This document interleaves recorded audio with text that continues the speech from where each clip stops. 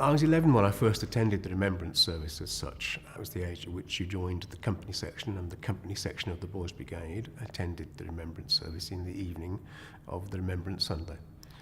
And I always remember it as an 11-year-old as being something of a spectacle and something different and, I suppose, interesting. We would attend the Remembrance Service come around about 6:30, 7 o'clock, I think, and the hall was always packed with people. If you didn't get there early as a spectator, then really you didn't get in. We were, of course, on the stage, which is the reason why I wanted to see the place again before we came in to do this. Along with the Scouts, the Girl Guides, the Girls Brigade, and other uniformed youth organisations which were associated with the Army, Navy and the Air Force. There were quite a few in West Bromwich. And the service really took the kind of format that a church service would take. There would be readings, and there would be a short homily by the mayor's chaplain, sometimes a female chaplain, most of the time a male. And then you'd have the act of remembrance itself, where the last post was played, the flag or the colours were set to the ground for remembrance and as a salute. And the most important part for me, I suppose, is they used to put poppies through the roof, in the holes in the roof.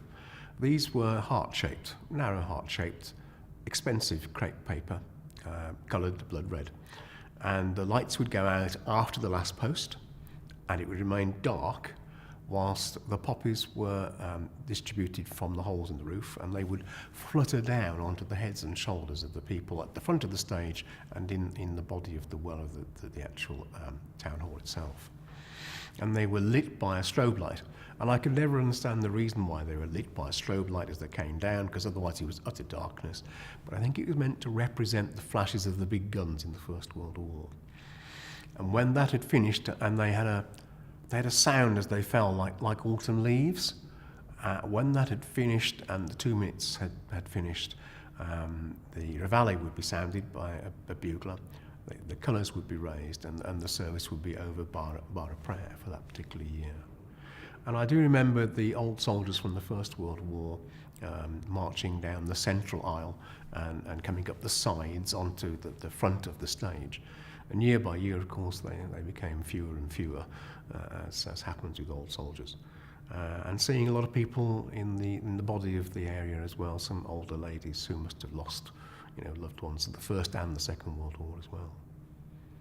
I do remember one of the Boys Brigade officers from the 5th, I think, Mr. Udall, he would sing Land of Hope and Glory as part of the memorial service. The rest of us were there to be at the front representing, I don't know, the youth, uniformed organisations, that kind of thing. We took off our hats during the 2 minutes and then we put them back on at the end of that. And it was a very poignant service for me. It caused me to reflect upon a lot of things, like war and about life, etc., which as an 11-year-old you don't normally expect to do. But yes, I remember doing it quite a few years, and it was always a very poignant service.